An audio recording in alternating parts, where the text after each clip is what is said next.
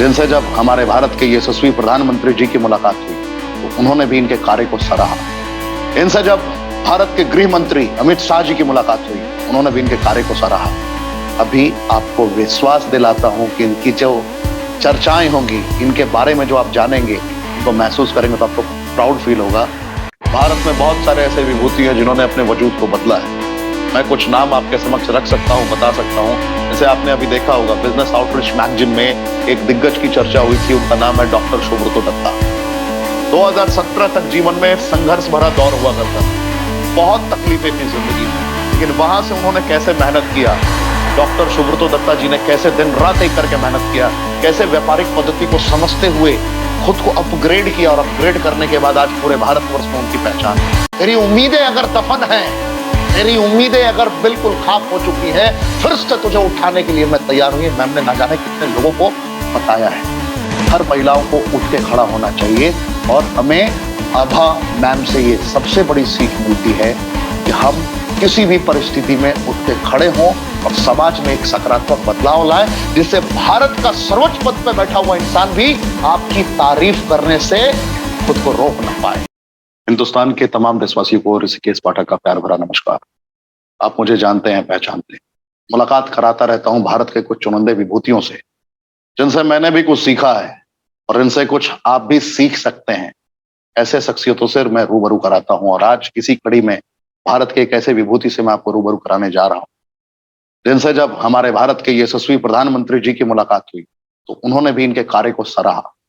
इनसे जब भारत के गृह मंत्री अमित शाह जी की मुलाकात हुई उन्होंने भी इनके कार्य को सराहा, क्योंकि महिला सशक्तिकरण के क्रम में इन्होंने इतनी मेहनत की है। भारत के कुछ चुनिंदे क्षेत्र में इस लेवल से मेहनत किया है कि भारत में इन्होंने अपनी एक पहचान बनाई है। मैं बात कर रहा हूं, अभी आपको विश्वास दिलाता हूं कि इनकी जो चर्चाएं होंगी, इनके बारे में जो आप जानेंगे, इनको महसूस करेंगे तो आपको प्राउड फील होगा। फिर कहता हूं, मैं उनकी बात कर रहा हूं जिन्होंने मेहनत किया, फील किया, एहसास किया और आपको भी एहसास कराया। इनकी बात है, ये बात है आभा कुमार जी की। आज मैं इनसे आपको रूबरू कराऊंगा, मिलवाऊंगा, एहसास कराऊंगा कि आप समझ पाएंगे कि क्या ऐसे कार्य रहे, किन पद चिन्हों पर चलकर इन्होंने उस मकाम तक को प्राप्त किया, उस शिखर तक कैसे पहुंची। शून्य से शिखर तक की यात्रा जिसे कहते हैं आप, कैसे एक आम इंसान भी पहुंच सकता है, जहां भारत के प्रधानमंत्री जी, जहां गृह मंत्री जी तक भी सराहना करने से खुद को रोक नहीं पाए। तो मैं आज कुछ चुनिंदे सवाल मैम से पूछूंगा, कुछ सवालों का ये जवाब देंगी और ये सारे सवालों का जवाब आपको नोट करना है। क्या मेरी बातें आप समझ पा रहे हैं? लिखना है, क्योंकि इनके बताए गए एक एक शब्द अगर आप लिखेंगे तो जिंदगी में आप बहुत आगे निकल पाएंगे। हो सकता है कि इनकी एक भी शब्द अगर आपके मुकद्दर में एक सकारात्मक बदलाव ला पाए तो मैं मानूंगा कि आज की ये मेरी ट्रेनिंग, आज की मेरी ये वीडियो आपकी जिंदगी में एक सकारात्मक पहल कर पाए। जिंदगी में कहीं ना कहीं से किसी ना किसी परिस्थिति में शुरुआत तो करनी होती है। हो सकता है आज आपकी जिंदगी का शुरुआत आज ही सुनिश्चित हो। तो मैं इसी कड़ी में मैम से पहला सवाल पूछना चाहूंगा कि मैम, ऐसी क्या कार्य प्रणाली आपकी रही, ऐसा क्या काम किया आपने कि भारत के यशस्वी प्रधानमंत्री श्री नरेंद्र दामोदर दास मोदी जी ने आपके कार्यों को सराहा, भारत के गृह मंत्री अमित शाह जी ने आपके कार्यों को सराहा। ऐसा क्या काम करती हैं आप जिससे पूरे भारतवर्ष को गर्व है आप पे? धन्यवाद ऋषिकेश जी। एक्चुअली हमारा जो कार्य क्षेत्र है वो सोशल सेक्टर रहा है। सोशल सेक्टर में आप कह सकते हैं कि एक उसको कार्य करने का एक मूल मंत्र होता है कि आप दूसरों की मदद करें। और जैसा कि हमें सबों को पता है कि हमारे प्रधानमंत्री, यशस्वी प्रधानमंत्री श्री नरेंद्र मोहन मोदी जी, वो सभी पूरे देश का कैसे कल्याण हो, महिलाओं कैसे एम्पावर्ड हो, उस पे दिन रात एकजुट होकर कार्य कर रहे हैं। तो हमारा भी यही मूल मंत्र रहता है कि हम दूसरों की सहायता करें। वो किसी रूप में हो सकता है। अगर स्त्री हैं तो हम स्त्रियों को बोलते हैं कि अगर आप 10 महिलाएं हैं, 10 महिलाएं अगर एक महिला को मदद करती है तो वो निश्चित रूप से समाज में बदलाव लाएगा और हर जो 10 महिला जो सशक्त हुई हैं वो आगे उस चेन को आगे बढ़ाएगी। तो इस मूल मंत्र के तहत हम कार्य करते हैं। और हमारे यशस्वी प्रधानमंत्री का भी जो उन्होंने हमारे कार्य को सराहा है निश्चित रूप से, क्योंकि जब उन्होंने 2014 में स्वच्छ भारत की एक परिकल्पना की थी और उसको उन्होंने लाल किले से इस बात को कहा था। तो हम लोग उससे बहुत ही क्लोजली उससे जुड़कर हम कार्य कर रहे हैं और हमारे कार्य को बहुत सराहा भी गया है। हमें अवार्ड भी मिला है प्रधानमंत्री जी के हाथों। और जो हम महिलाओं के लिए कार्य करते हैं उनमें से एक महिला जो कि महिला ढोती थी, उनको पद्मश्री भी मिला है। तो इस बात से अंदाजा लगाया जा सकता है कि जो हमारी मेहनत है, जो लोगों ने जिसको ग्रहण किया, लोगों ने साथ दिया, साथ में मिलके काम किए और प्रधानमंत्री जी ने उसको सराहा, तो वो निश्चित रूप से एक बहुत बदलाव आया है हमारे समाज में। बहुत बहुत धन्यवाद मैम, आपने बहुत ही कॉन्फिडेंस के साथ बताया, लेकिन रास्तों को आपने चुना था, जिन रास्तों की पहचान होने के बाद हमारे माननीय प्रधानमंत्री जी ने भी सराहा, जिसके बारे में जानने के बाद उन्होंने सराहा, एहसास कराया कि आप नेक कार्य कर रही हैं और इसी रास्ते में आप निरंतर बढ़ती रहे। इसी कड़ी में मैं दूसरा सवाल पूछना चाहूंगा मैम, बहुत ही महत्वपूर्ण ये सवाल है। महिलाएं आज के डेट में भारत के हर एक जिले की अगर परिकल्पना की जाए, कश्मीर से लेकर कन्याकुमारी तक, बहुत सारे ऐसे राज्य हैं भारत में जहां पे महिलाएं आज भी खुलकर कुछ भी कर नहीं पाती हैं। कार्य करने की कोशिश करती हैं, मनस्थिति तो है कि मैं बहुत बड़ा करूं, लेकिन उनके दायरे हैं, सीमित दायरे हैं, अपनी असीमित शक्ति का प्रयोग नहीं कर पाती। शक्तियां तो बहुत हैं, एबिलिटी बहुत है, क्षमताएं हैं, बट उन क्षमताओं का यूज नहीं कर पाती हैं। वो कैसे अपने दायरों से बाहर निकलें, कैसे अपने माता पिता को यकीन दिला पाएं, कैसे अपने पति को यकीन दिला पाएं, कैसे अपने पिता को यकीन दिला पाएं कि मैं अपने परिवार में बेटे से बेहतर कर सकती हूं और इतिहास रच दूंगी, अपने 7 पीढ़ी के लिए एक मिसाल बन जाऊंगी। ऐसी महिला क्या कार्य करे और कैसे वो यकीन दिलाए कि मैं पैदा ही हुई हूं जीतने के लिए? ये कैसे हो सकता है?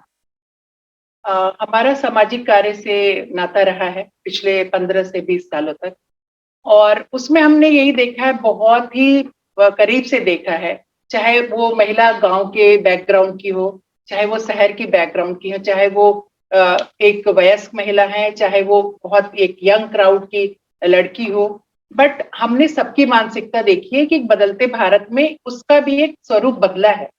और हमारा यही कार्य है कि हम हर महिला को बताते हैं कि हमारा देश बदल रहा है और उन्हें अब सुविधाएं भी बहुत मिली हैं।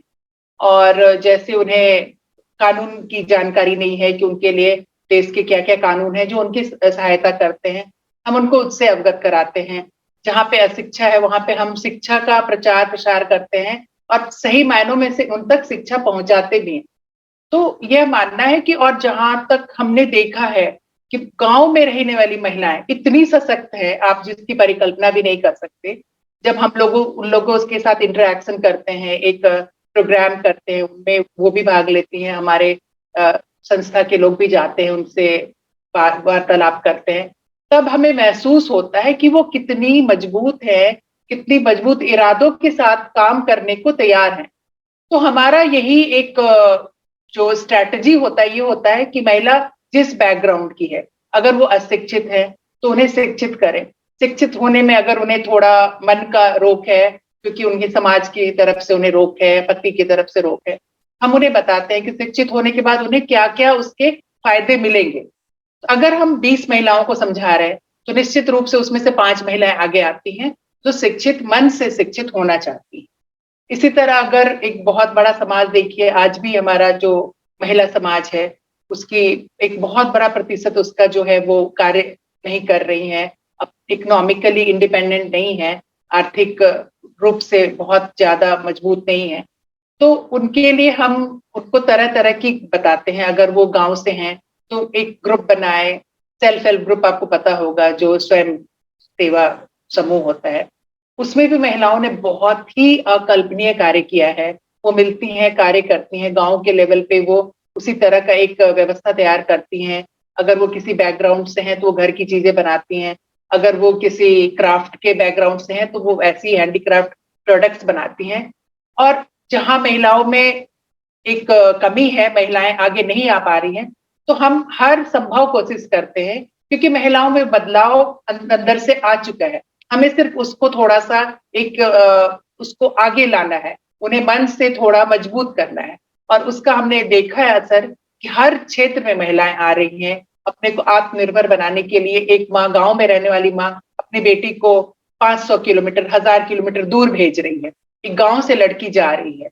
तो इसका मतलब बदलाव आया है और हमारा वही, हमारी संस्था का और विशेषकर रूप से मेरा, मुझे उस कार्य में बहुत एक आनंद का अनुभव होता है। अगर हम 10 महिलाओं को सिखाते हैं, 100 महिलाओं को सिखाते हैं, उसमें से 5 भी आगे आती हैं और उस मुकाम को हासिल करती हैं, तो ये हमारी निश्चित रूप से हमारी जीत होती है। बहुत बहुत धन्यवाद मैम। इसका मतलब ये है कि अगर हम जागरूक करते हैं, अगर हम लोगों को सिखाते हैं, प्रशिक्षित करते हैं, तो इसके हमें रिजल्ट मिलते हैं। क्योंकि प्रशिक्षण प्रणाली की बहुत ही बड़ा एक इंपॉर्टेंट रोल है कि अगर लोग सीखते हैं, अगर हम महिलाओं के बीच में पहुंचते हैं, उन्हें जागरूक करते हैं और उनके परिवार के समक्ष ये एहसास कराते हैं कि आप ये कर सकती हैं, तो डेफिनेटली वो करती हैं। 20 को अगर हमने समझाया तो उसमें से 5 कम से कम रेडी होती है। आप जितने लोग मेरी आवाज को सुन रहे हैं, ध्यान दीजिए, क्या मैम ने कहा कि अगर हम पहल करते हैं, अगर हम लोगों को सिखाते हैं, प्रशिक्षित करने का एक माइंडसेट डेवलप करते हैं कि हमें प्रशिक्षित करना है, अगर हमने 20, 25, 50 लोगों को जागरूक किया, तो यकीनन कुछ ना कुछ लोग उसमें सामने उभर कर आते हैं कि मुझे करना है। यानी कि 20 महिलाओं को अगर मैम ने बताया, उसमें से 5 महिलाएं तैयार होती हैं कि हाँ, मुझे आगे बढ़ना है, खुद को विकसित करना है। बहुत बहुत धन्यवाद मैम, इस पॉइंट को आपने बहुत बेहतर तरीके से इलस्ट्रेटिव में एक्सप्लेन किया। नेक्स्ट पॉइंट, ये सिर्फ महिलाओं से रिलेटेड नहीं है, पूरे भारतवर्ष से रिलेटेड है, सभी युवाओं से रिलेटेड है। क्योंकि आज के डेट में सोशल मीडिया का मायाजाल चारों तरफ से फैल चुका है। आज भारत के बहुत सारे ऐसे नौजवान हैं जो अपनी जिंदगी को लगभग बर्बाद कर रहे हैं। युवक युवतियां बहुत बुरे दौर से गुजर रहे हैं।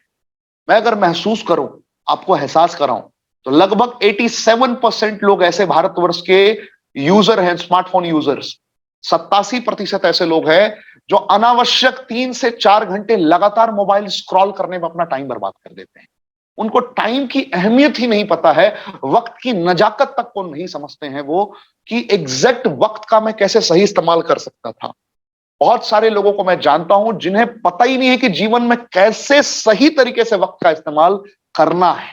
तो हमें कहां से ऐसी इंस्पिरेशन मिले, कहां से ऐसी प्रेरणा मिले, और हम कैसे युवक और युवतियों को, पूरे भारतवर्ष के तमाम नौजवानों को, सभी शख्सियत को यह मैसेज दे सके कि अगर अभी हमने वक्त की कदर नहीं की, तो आने वाले वक्त में वक्त हमारी कदर नहीं करेगा। ऐसा क्या पॉइंट हो सकता है, ऐसी क्या सोच हो सकती है जिससे हम टाइम मैनेजमेंट की कंप्लीट थ्योरी को समझ सके। क्योंकि आपने इस पे भी बहुत कार्य किया है और यकीनन नरेंद्र मोदी साहब से आप बहुत हद तक प्रभावित हैं एंड आप उन्हें बहुत करीब से जानती हैं, उन्हें आपने कार्य करते हुए भी देखा है और उनके कार्यशैली को भी परखा है। तो कैसे हम पूरे भारतवर्ष को समझा सकते हैं कि समय का उपयोग किन पद चिन्हों पर चल के किया जा सकता है? जी। अगर हम इसका लिटरल मीनिंग देखें टाइम मैनेजमेंट का, तो हमें ये देखना होगा कि किसी भी आदमी, अगर कोई आदमी अगर एक दुकान खोलना चाहता है, कोई आदमी आईएएस बनना चाहता है, कोई इंजीनियर बनना चाहता है, उसका सबसे पहला कार्य क्या होगा? उसको एक विजन होगा कि मुझे लाइफ में आगे जाके ये करना है। फिर उस विजन को उसको मिशन की तरह बनाना पड़ेगा। मिशन के बाद आता है स्ट्रैटेजी। स्ट्रैटेजी करने के बाद टाइम मैनेजमेंट का रोल आता है। अगर आपने स्ट्रैटेजी बना लिया कि मुझे 1 साल यूपीएससी अगर करना है, तो 1 साल मुझे पढ़ाई करना है। 1 साल 12 घंटे पढ़ना कोई आसान नहीं है, बट हमारे जो भी लोग यूपीएससी दे रहे हैं वो 12 घंटे पढ़ते हैं 1 साल। तो स्ट्रैटेजी के बाद रोल आता है टाइम मैनेजमेंट का। अगर आपने टाइम मैनेज कर लिया, टाइम मैनेजमेंट करना आपको वो लर्निंग प्रोसेस में आपके आ गया, तो आपकी आधी से 70% सक्सेस आपके पास आ जाती है। और इसका एक बहुत अच्छा उदाहरण हमारे यशस्वी प्राइम मिनिस्टर हैं, जो हम लोग जानते हैं कि वो 20 आवर्स अ डे, एक दिन में 20 घंटे वो कार्य करते हैं। सुबह उठ के योगा करते हैं। अगर वो ना भी करे तो उन्हें कोई बंधन नहीं है, वो हमारे प्रधानमंत्री हैं। वो अगर ना चाहे तो 4 बजे के बदले वो 9 बजे उठ सकते हैं, ऐसा नहीं होता है। उन्हें 4 बजे उठना है तो वो 4 बजे उठते हैं, योगा करते हैं, फिर वो अगला 18 घंटे कार्य में बिताते हैं। और आप सबको पता होगा कि हमारे प्रधानमंत्री हर जन जन से कनेक्टेड है, चाहे वो मन की बात के थ्रू हो, वो अगर दूसरी जो स्कीम्स हैं, जो हमारी व्यवस्थाएं बनाई गई हैं इस सरकार के द्वारा, तो एक ऐसी व्यवस्था बनी है कि हर आदमी ऐसा महसूस करता है कि वो प्रधानमंत्री से कनेक्टेड है कहीं ना कहीं, और वो अपनी बात उन तक पहुंचा भी सकता है।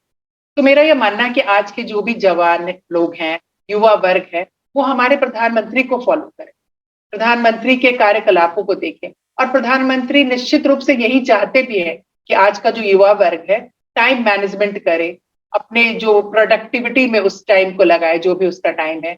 जैसा आपने बोला 4 घंटा 5 घंटा लोग स्क्रॉल करने में बिताते हैं, अगर वो टाइम मैनेजमेंट करना सीख लेंगे, निश्चित रूप से उनके लिए कोई समय नहीं होगा कि वो सोशल मीडिया पे स्क्रॉलिंग में इतना समय अपना बिताएं। तो युवा वर्ग से यही है मेरी आशा कि वो आने वाले समय में बदलाव को महसूस करें, जैसी चीजें वो चाहते हैं अपनी जिंदगी में उसको पाने के लिए उनको कुछ खोना होगा। अगर आपको सक्सेस चाहिए तो आपको उसको एक जिद बनाना पड़ेगा, जिद बना के आपको उस पर कार्य करना। बहुत बहुत धन्यवाद मैम, बड़े कॉन्फिडेंस के साथ आपने यहाँ पे भी इस पहलू को बहुत बेहतर तरीके से पूरे भारतवर्ष के समक्ष प्रस्तुत किया। मैं नेक्स्ट क्वेश्चन पूछना चाहूंगा आपसे, अगला सवाल, और ये भी बहुत बेहतर सवाल है, क्योंकि प्रधानमंत्री जी की बात की जाए या गृह मंत्री जी की बात की जाए या फिर भारत के किसी भी विभूति की बात की जाए, किसी भी इंडस्ट्री की बात की जाए, किसी भी ऑर्गेनाइजेशन की बात की जाए, हर जगह पे एक शब्द बहुत महत्वपूर्ण है और उसका रोल प्ले बहुत बड़ा है, वो है टीम मैनेजमेंट। टीम टीम होना और टीम को मैनेज करना, टीम को इन्फ्लुएंस करना एक बहुत बड़ी बात होती है। दुनिया के किसी भी ऑर्गेनाइजेशन में टीम को जो सही तरीके से मैनेज करना सीख लेता है, टीम को जो सही तरीके से संचालित करना सीख लेता है, असल खेल का खिलाड़ी वही बन पाता है, तभी वो मुकाबला जीत पाता है। अगर मैं फिर से वही बात करूं, क्योंकि बार बार मुझे मेरे जहन में प्रधानमंत्री जी ही आ रहे हैं, क्योंकि 2014 का मुकाबला उन्होंने जीता और बैक टू बैक लगातार भारत के अनेकों राज्य में, अलग अलग राज्यों में उन्होंने अपनी सरकार बनाई, टीम पे काम किया, हर एक कार्यकर्ता के ऊपर उन्होंने फोकस किया। जैसा कि आपने बताया, जन जन से संपर्क में है, वो लगातार मेहनत करते हैं। तो ऑर्गेनाइजेशन की दृष्टिकोण से अगर कोई ऑर्गेनाइजेशन है, कोई कंपनी है, वहां के लिए कैसे टीम मैनेजमेंट का एक बेहतरीन रोल प्ले हो सकता है, और पॉलिटिकल दृष्टिकोण से भी हम देखें, क्योंकि हर जगह टीम को मैनेज करना एक बहुत बड़ी बात है, तो हम कैसे टीम मैनेजमेंट को समझ सकते हैं आपकी दृष्टिकोण से? जी जरूर। अगर हमारे पास विजन है, मिशन है, स्ट्रैटेजी है, हमने टाइम मैनेजमेंट कर लिया, हमारी टीम का बहुत ही इंपॉर्टेंट रोल आता है कि टीम के, अगर सपोज कीजिए एक टीम में 10 सदस्य हैं, तो अगर जो जो उन्हें इंस्ट्रक्शंस दे रहा है, तो सिर्फ इंस्ट्रक्शंस के थ्रू वो एक दूसरे से जुड़ाव महसूस नहीं करेंगे जब तक उनका हार्ट कनेक्शन ना हो। अगर वो एक दूसरे की सफलता को एक महसूस करें, एक दूसरे के दुख को महसूस करें, अगर वो मिशन पूरी टीम का है, हर आदमी उसी तरह से उससे लिंक हो, उसी तरह से महसूस करे कि हमें इसमें सक्सेस लेना है। और इसका उदाहरण फिर मैं कहना चाहूंगी कि हमारे प्रधानमंत्री इसके बहुत ही जीते जागते उदाहरण हैं, क्योंकि आज से पहले ये संभव नहीं था कि पूरे देश को उन्होंने एक टीम बना दिया। जैसे गांधी जी के टाइम पर जब उन्होंने ये स्वतंत्रता का आंदोलन छेड़ा था, तो वो सक्सेसफुल इसलिए हुआ था क्योंकि वो जन जन का आंदोलन बना था। प्रधानमंत्री जी से भी मैंने एक बार सुना था, उन्होंने बोला था कि जैसे ये जन जन आंदोलन बना गांधी जी के टाइम पे, उसी तरह अभी हम स्वच्छता की बात करें या हम महिलाओं को हेल्प करने की बात करें, तो वो भी हर जन मानस के अगर अंदर आएगा, तभी वो एक सक्सेसफुल मॉडल होगा। और लीडर का एक रोल बहुत इंपॉर्टेंट होता है और उससे टीम के लोग बहुत प्रभावित भी होते हैं। तो हमें वो जज्बा रखना पड़ेगा अंदर कि अगर हमें काम करना है, एक टीम की तरह काम करना है, तो उस टीम को हम इस तरह बांध के रखें। लीडरशिप का बहुत इंपॉर्टेंट रोल होता है, लेकिन टीम के मेंबर्स का भी इंपॉर्टेंट रोल होता है कि वो आपस में जुड़े रहें, अपने लीडर से जुड़ाव महसूस करें, और अगर उन्हें सक्सेस पाना है तो उन्हें आग का दरिया पार करना ही पड़ेगा। बिल्कुल, बहुत बेहतरीन। यहाँ पे एक लाइन बोलता हूं, मैं हर लोगों को सिखाता हूं, आग का दरिया है, डूब के जाना है, पार तो करना ही होगा अगर जीतना है तो। ये बहुत महत्वपूर्ण पॉइंट पे आपने चर्चा किया मैम। टाइम मैनेजमेंट भी आपने इशारों इशारों में बता दिया, टीम मैनेजमेंट भी आपने इशारों इशारों में बता दिया। आपने बात करने के दरमियान महिला सशक्तिकरण की दृष्टिकोण को भी बहुत बेहतर तरीके से प्रस्तुत कर दिया। एंड नरेंद्र मोदी साहब एंड हमारे अमित शाह जी किन पहलुओं को मद्देनजर रखते हुए आपके कार्यों को सराह रहे थे, कैसे उन्होंने सराहा, ये भी आपने बड़े बेबाक अंदाज से बताया। इसके बाद एक सवाल है जो मैं आपसे पूछना चाहूंगा, बहुत महत्वपूर्ण। भारत की सबसे बड़ी examination union public service commission, बहुत फेमस एग्जामिनेशन है, लोग दीवाने हैं, लाखों चाहने वाले हैं, लेकिन मिलती कामयाबी लिमिटेड लोगों को है। और यहाँ पे आपके पति union public service commission examination को एग्जैक्टली 1990 बैच में क्वालिफाई किया। उसके बाद से बड़े बड़े पद पे वो रहे। एंड आज आपके लिए गर्व की सबसे बड़ी अनुभूति यही होती है कि मेरे पति हर वक्त मुझे गाइड करते हैं, प्रशिक्षित करते हैं आपके नेक कार्यों के लिए। तो मैं जानना चाहूंगा यूनियन पब्लिक सर्विस कमीशन का सफर कैसा होता है, इसकी अनुभूति कैसी होती है, इन संघर्षों से कैसे इंसान फील करता है, अपने आप को स्ट्रांग कैसे महसूस कराता है, कि जीतने की इस लेवल की जिद कैसे पैदा करता है, 18 घंटे 19 घंटे पढ़ने का वो जुनून कैसे लाता है, और आपका सफर कैसा रहा, कैसे फील किया आपने इस सफर को, इस जिंदगी को कैसे आपने एहसास किया, इतने सालों का आपका अनुभव है, इतने सारे ऑफिसर्स के साथ आपने वक्त बिताया है। थोड़ा इसके बारे में भी हमारे भारत के पूरे युवा जानना चाहते हैं, और असफलता से क्यों नहीं घबराना है, इस पे भी थोड़ा सा चर्चा करें आप। Thank you. ये एक तरह से हमारा व्यक्तिगत सवाल हो गया, क्योंकि हमारे परिवार में मेरे पति सिविल सर्वेंट हैं, उनके छोटे भाई वो भी कस्टम्स में हैं, मेरे brother Indian railway traffic service में हैं, मेरी सिस्टर के हस्बैंड आईएएस हैं जो कि अब रिटायर हो चुके हैं। तो इतने लोगों का एक फैमिली में ब्यूरोक्रेट्स होना, वो भी यूपीएससी के थ्रू होना, तो इस कारण से हम उस परीक्षा को पास करने की विधि को और उसके पीछे किस जुनून से काम करना पड़ता है उसको बहुत क्लोजली जानते भी है, महसूस भी किया है। तो एक मेरा भी जो कार्य करने का एक सोशल सेक्टर में आया है, तो इन लोगों को मैंने बहुत क्लोजली देखा है कि ये डे नाइट अपना पूरा घर छोड़कर ये कर पूरी तरह से गवर्नमेंट के स्कीम्स को पूरा करने में, लोगों तक पहुंचाने में। अगर कोई रेलवे में है तो वो रेलवे की सर्विस को लोगों तक पहुंचाते हैं, अगर कोई कस्टम में है तो वो कर रहे हैं, जो आईएएस है वो डेवलपमेंट प्रोग्राम्स कर रहे हैं। तो उस तरह मैंने देखा है कि इनका जो वर्क का जो पर्सपेक्टिव है वो बहुत ब्रॉड है, बहुत ज्यादा ब्रॉड है। उसी तरह से परीक्षा भी अपने आप में बहुत ब्रॉड है। आप कभी भी अगर किसी से मिले जिन्होंने यूपीएससी दिया है और वो उसमें सक्सेसफुल है, अगर पार्शियल सक्सेसफुल है, अगर मेंस किया, इंटरव्यू नहीं किया, तो आप एक फर्क महसूस कर सकते हैं कि जो उस आदमी के सोचने का ढंग है, जितनी नॉलेज उसके पास है, वो नॉर्मली लोगों के पास नहीं होती है। तो एक वो मैंने देखा है। और मैं यही कहूंगी कि अगर आपको यूपीएससी देना है, आज के युवा वर्ग का एक बहुत ही ये पसंदीदा है, और आपने सही कहा कि इसमें सीट्स बहुत कम है, सीट्स भी बहुत कम है, फिर उसमें अलग अलग नौकरियां हैं, तो उसके लिए लोगों को दिन रात एक करके मेहनत करना होगा। क्योंकि उसमें ये नहीं कि आप 1 महीना पढ़ेंगे, 2 महीना पढ़ेंगे, आपको अपना माइंड का डेवलपमेंट उस तरह करना है कि आप 1 साल के लिए पूरी मेहनत करने को पूरी तरह से तैयार है।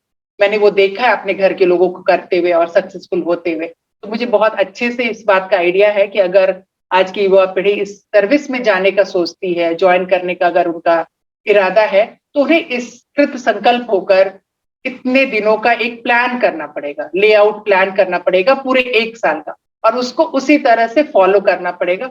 सक्सेस तो फिर मिलती ही है लोगों बहुत को। बहुत धन्यवाद मैम, आपने भी आपने बड़े कॉन्फिडेंस के साथ बताया।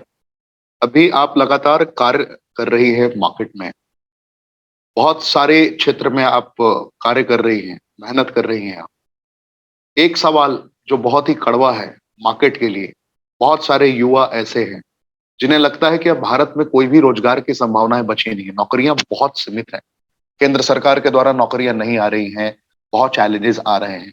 तो क्या कोई युवा अपना स्टार्टअप, अपनी शुरुआत, अपनी जिंदगी के अलग दृष्टिकोण से भी देख सकता है, और देख सकता है तो कैसे देख सकता है, अपनी जिंदगी की शुरुआत कैसे कर सकता है? अगर व्यापारिक पद्धति की दृष्टिकोण से देखा जाए, क्या कर सकता है कि युवा, अगर घर में कोई बैठा है, अगर एग्जाम्पल कोई भी बेरोजगार बैठा है, राम श्याम कृष्ण मोहन मुरारी, कोई भी व्हाट्सएवर, जो भी घर में बैठा है, वो कैसे अपने आप को ये यकीन दिला सके कि हाँ मैं मैदान में खड़ा हो सकता हूं और मैं कुछ कर सकता हूं, अपनी बदौलत कर सकता हूं? क्योंकि आज के डेट में बहुत सारी ऐसी नौकरियां हैं जहां 15,000, 20,000, 25,000, क्योंकि सीट 10 है, दावेदार 10,000 है।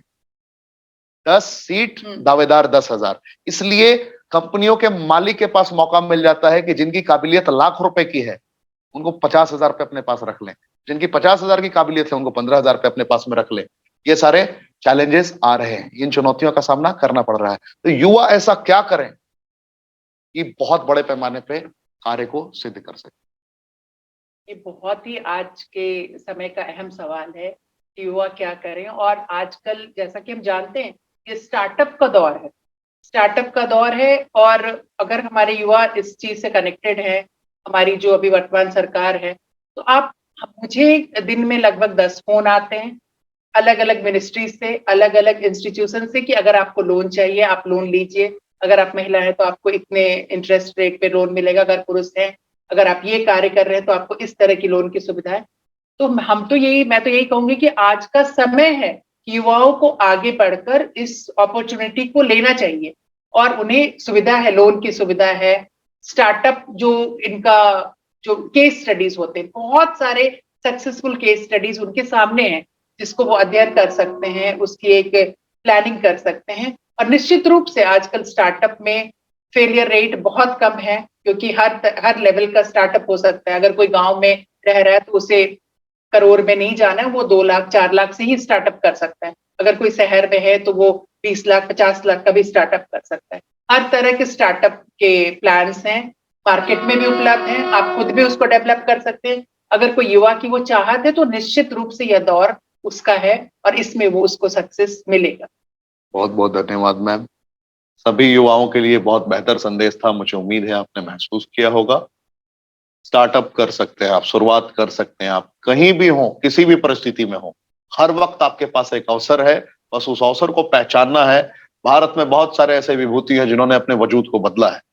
मैं कुछ नाम आपके समक्ष रख सकता हूं, बता सकता हूं। जैसे आपने अभी देखा होगा बिजनेस आउटरीच मैगजीन में एक दिग्गज की चर्चा हुई थी, उनका नाम है डॉक्टर सुब्रतो दत्ता।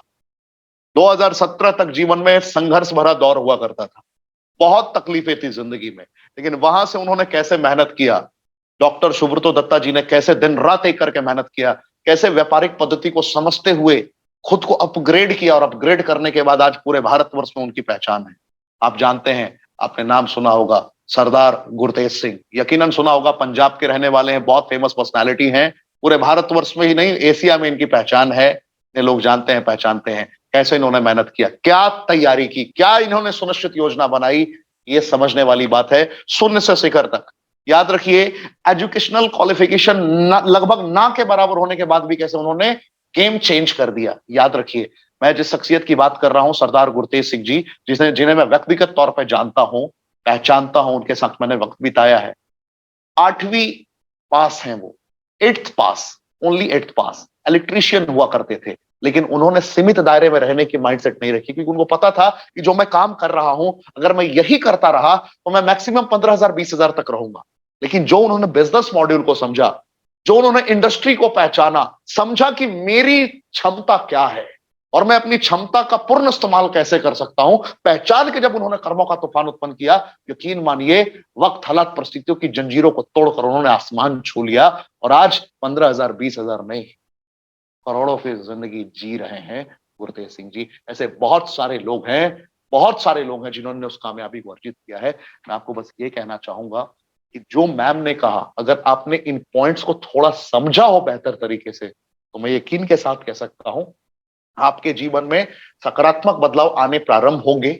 हर जगह पे जहां भी हैं आप, जिस परिस्थिति में भी हैं, कुछ बड़ा करने की कोशिश कीजिए, कुछ सुनिश्चित योजना बनाइए, हर वक्त अपने पर्पस को आइडेंटिफाई करिए, देखिए कि मेरा जीवन का उद्देश्य क्या है, उद्देश्य को आइडेंटिफाई करके सॉलिड प्लानिंग कीजिए। सॉलिड प्लानिंग करने के बाद अपने आप को झोंक दीजिए उस कर्म को पूरा करने के लिए, और जैसे ही आपने कर दिया तो आपकी जीत होगी। मैम ने ना जाने कितनी जिंदगियों को एक उम्मीद दिया है, ना जाने कितनी जिंदगियों को एक उम्मीद दिया है कि अगर तू हार रहा है तो मैं तुझे तुझे जिताने के लिए तैयार हूं।